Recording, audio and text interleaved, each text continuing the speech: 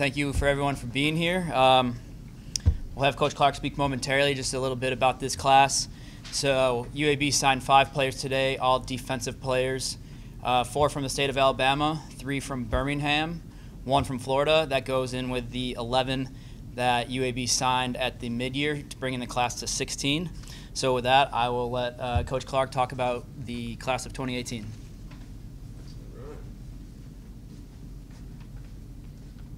Everybody doing okay today? All right, glad y'all are here. So kind of what I'll do is start with our signees from today, and then I'll backtrack and talk about guys we signed at the mid-year, because we're going to include them. Obviously, this is our first year to really deal with this early signing day, mixed in with the normal signing day. So a little anticlimactic maybe, the fact that we're only signing 5 guys, but kind of good to get that out from behind us, you know. And so we've signed, I guess, 16 total players. We will sign more guys this summer. I could get up here and give you a dissertation on blue shirts and the fact that we had to get some blue shirt numbers from last year to kind of even get close to the 85 number we needed to compete last year. So we will be signing some guys as those scholarships become available this summer. That number, we don't know exactly what that number looks like. It could be anywhere from 5 to 9 players, because we can sign up to 25. So we'll just see how that works, but obviously I can't talk about any of those guys right now. So let's talk about these guys that we've signed today, and then, of course, open it up to questions. And, you know, that's maybe the better way to do it, but I'll kind of give you an overview of each one of these guys as we go down the list. And then, of course, you can – did everybody have this? Yes. Okay, so you've kind of got this composite on each one of these players. Ted, would you like it where we talked about one and maybe open it up to questions for each guy, or you want to wait to the very end? Yeah, and in front of you, it's this class today in alphabetical order, followed by the December signees in alphabetical order. Why don't you start with the 5 today? Yeah. And then we can open up for Let's do that. That way I'm not just talking, you know, for 16 straight guys. So first, let's talk about C.D. Daniels from Homewood High School, big corner. You know, this is one of the things you're going to hear me talk a lot about with this group from the mid-year. You know, we've got guys from all over the country from this past season, and that was great. You know, relationships from all over. We kind of became a national team. I made the statement all the way back to 14 that we really want to do a great job locally. We feel like we've got unbelievable football in the state of Alabama, as you know. And anytime we can get these guys, especially guys that we would consider from in our town, you know, we're going to get their family, we're going to get their fans. They know what it's about. They're very well coached. So C.D. Daniels is one of those guys. You know, you've got a big corner, played in the Alabama-Mississippi game, which I got the pleasure to coach it in three different times. That's a big honor. Had some really good offers. Probably the thing that we love about him the most is he's long. He's played at the highest levels in the state, played against the best guys in the state. And really got a chance to grow into one of those big corners that we're looking for. And, you know, we talk a lot about building our defense around those corners.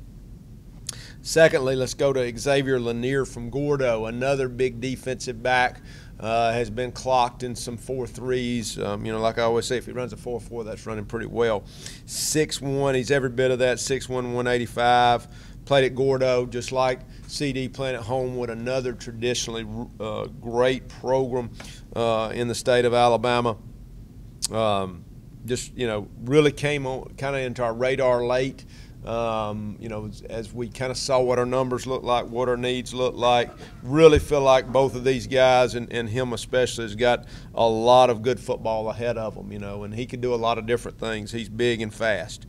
Next guy on the list from Pensacola, Darius Fish McWilliams, who was named the Player of the Year in that Pensacola area, which is really, really good football. Played at West Florida.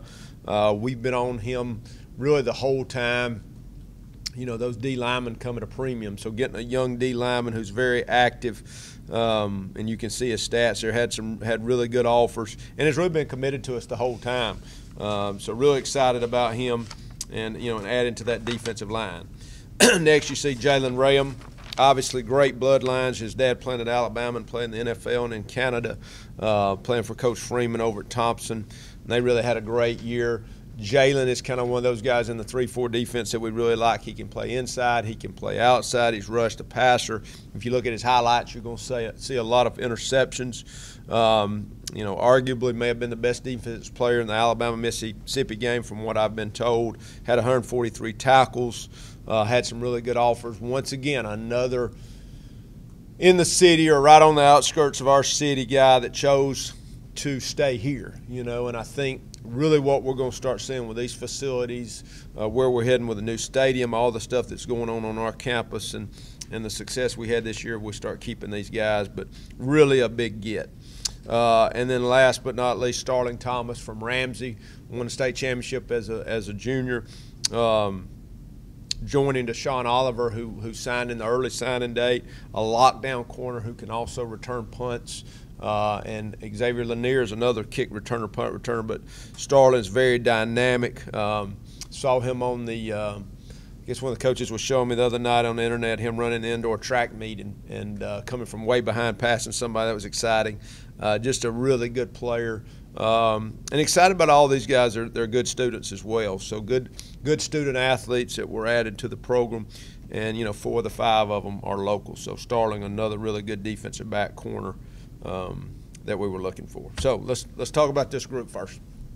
You have 3 cornerbacks in there. Was that a position you were looking for, or was it more just the kids? You just like those kids and you just happen to be Right. So, yeah, 2 corners for sure. And, you know, one of the things we talk a lot about is when we get a big corner, he can can become a safety, you know, because he's got that cover skill. And really, you know, what's happening now where you're having to play against so many spread offenses, you know, your free safety, your strong safety has to go down and cover number 2, cover number 3. So you get a guy that's 6'1", 6'2", they can do those. They can also do that. And so Xavier's a guy that could play safety. He could play nickel. You know, Starling's a true corner. You know, you don't ever know with CD with that height where he could end up. So 2 true corners and then one guy that could be, you know, could be multiple things. I was over at Thompson today talking to Jalen Ram, if they're signing him with Jalen Ram. He talked about how Thomas Johnston was such a big part of his recruitment here, and one of the big reasons he came here was because of that. I mean, you talk about that a lot.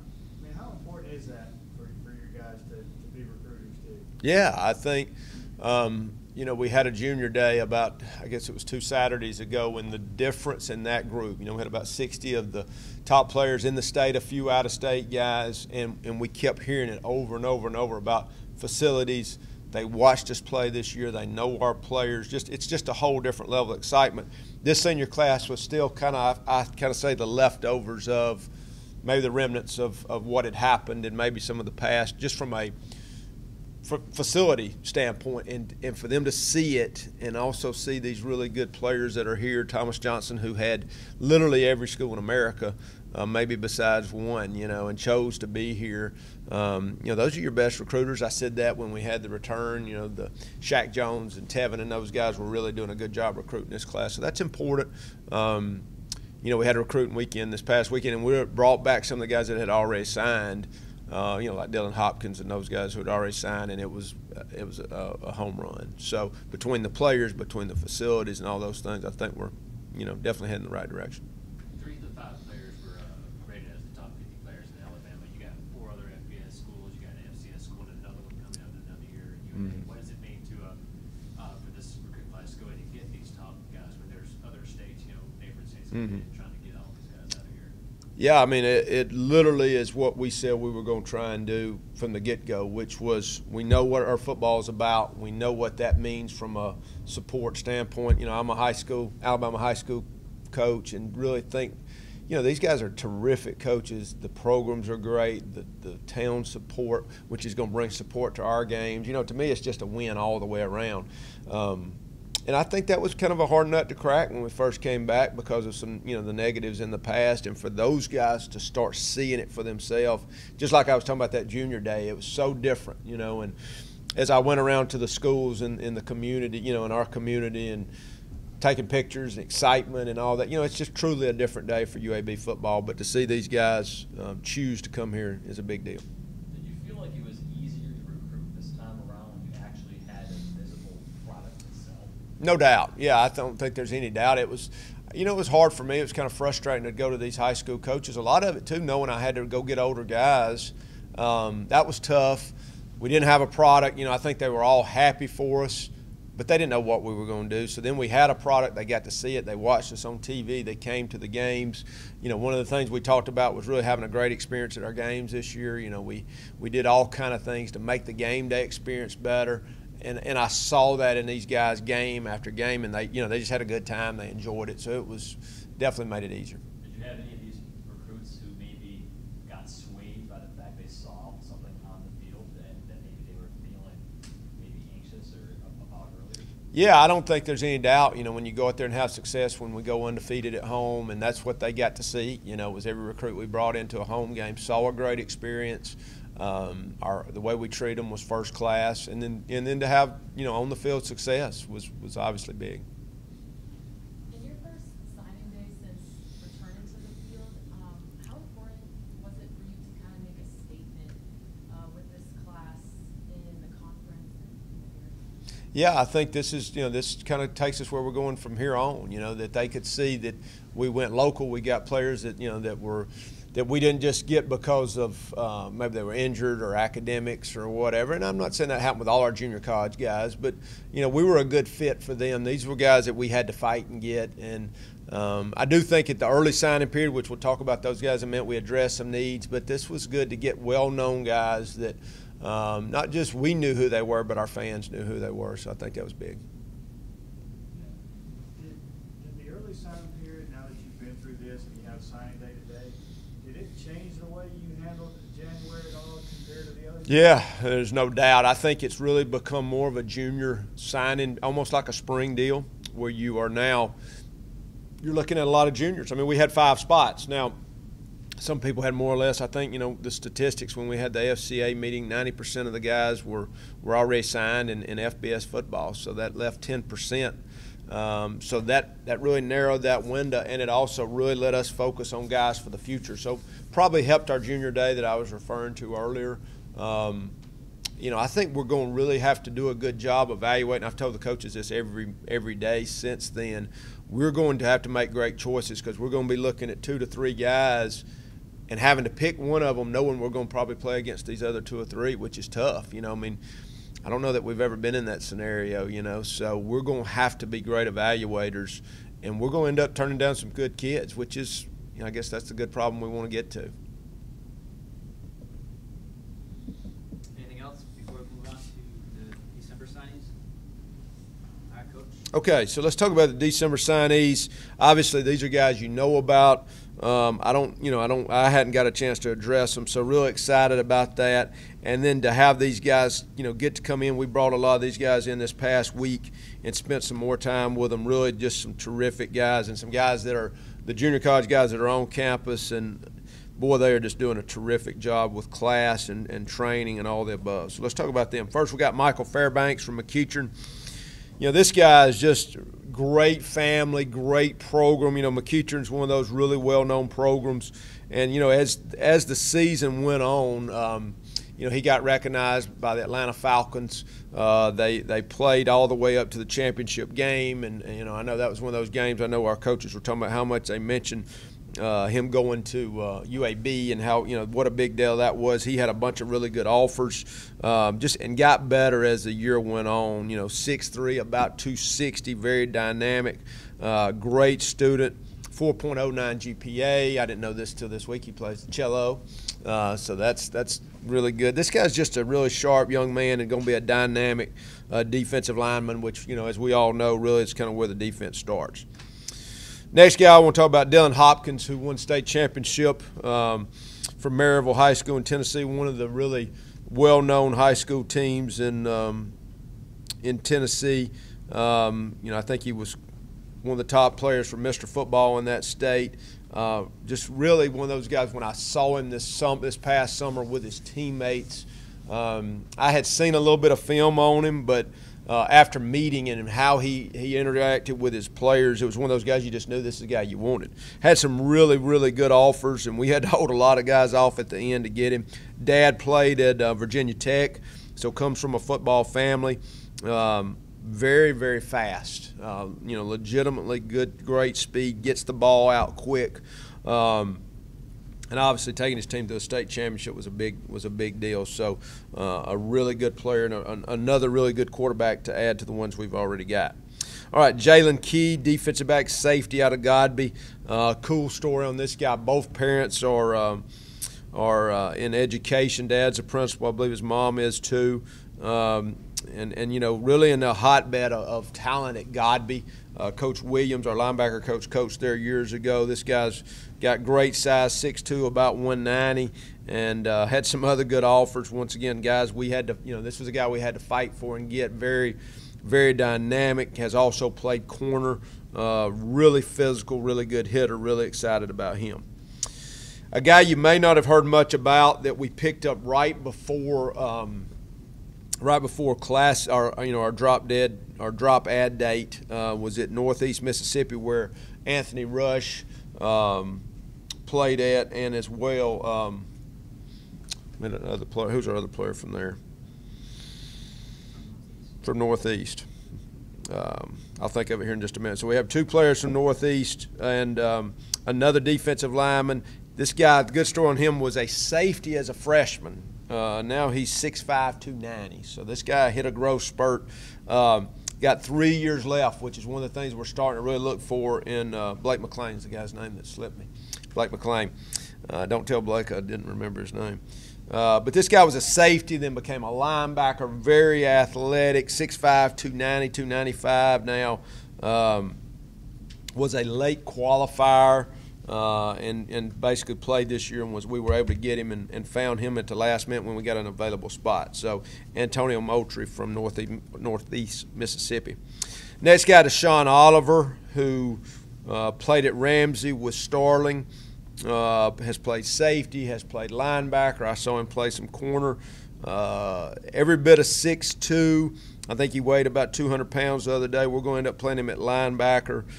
Very dynamic. I believe he was the MVP of the championship game as a junior against Opelika. If you remember that game, they faked a punt to win the game, and he was the guy that actually called that play. So that was one of those plays. I think he's glad that play worked. But really good player. We're really excited about him. He could be an inside or an outside linebacker and got a lot of room for growth.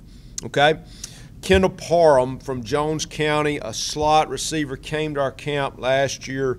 Very dynamic, big, long hands, great route runner, caught every ball at camp last year, and we're excited about him because he's also a punt returner and a dynamic slot.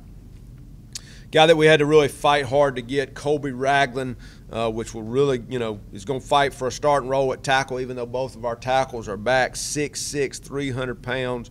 Really good student, wants to get into the medical field.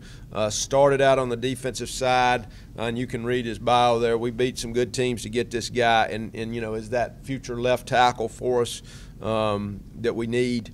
Good student, very good feet, really excited about him. Andrew Smith, undersized offensive lineman, but he's one of those guys that can play the center position. Really great, strong lower body. I believe was a wrestler in high school. Came to camp. We just fell in love with him.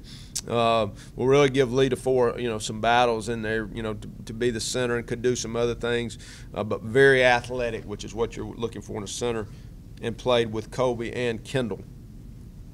All right, Jerry and Street, who we're getting back from Trussville, like these other Ole Miss guys, has got a waiver petition to get his eligibility back for this year. You can read it, 3-star prospect, played at Hewitt-Trussville, where we've also got Ikfaji and Cash from, got a great relationship there. Good to get him back home. He will be moving to running back for us, where he was all-state, an all-state player for Hewitt-Trussville, and, played an Alabama-Mississippi game, etc. In fact, I think he roomed with Tyler Johnson in that game, so that didn't hurt us any. 6'1", 210, 215, runs very, very well. Excited about him. Hopefully we'll get a decision on that really soon. Austin Watkins from North Fort Myers was at Dodge City, was a teammate of Lucius Stanley, our running back. You can see by his size, 6'3", 200, runs really, really well. Great hands, had some really good offers. Really excited about him. Going to give us some length outside and really good hands as well. I think the last guy on our list, Carter Wood from Starkville, Mississippi, big Gulf Coast offensive lineman. You know, we've got Rashard Cook and Early. We're at Gulf Coast. Excited about him, and he can play and has played all the spots on the offensive line, which will give us some much-needed depth up there, and really excited about him. Okay? Any questions about that group? Are all the junior college kids on that group in school? Yes. That's big. And doing very, very well. Very mature. We just finished up. We do a daily newcomers orientation where we meet with all kind of, academics and nutrition and, just every, kind of thing that touches their lives. And, just to have an older, mature group who's just fit in very well. And that's one of the things we look for. I think we had some needs offensively. Even though we returned that whole group, we were really able to get us another tackle and get us another inside receiver, another outside receiver, and then you get street. And we've had another guys, even a couple walk-ons that I won't mention, that got a chance to maybe earn a scholarship that came at midterm. So we've got some. That's a really good group, and excited about getting them in early. One thing you talked about kind of with both groups, really almost every position, versatility is kind of, I know it's big for what Yep. you guys do, but I mean, how much do you recruit versatility? Yep. With the kids that they can play different places, Sure. different things. Yeah, I think that's, when a guy can do multiple things, it doesn't, we're not forced into a situation where we can't move him around or have options. And I think a lot of that's athleticism. When you get a guy that's an athlete, there's Street who's played running back, then went to linebacker. That's going to be a good guy for special teams. So all those things, just, he can do different things. You're not just stuck in one spot, not pigeonholed.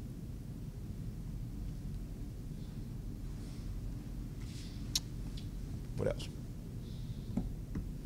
Anything else? All right. All right. Thank you, guys. Reminder to the media tonight, doors open at 5:30 at Iron City. Event starts at 6. And feel free to help yourself to some snacks in the back.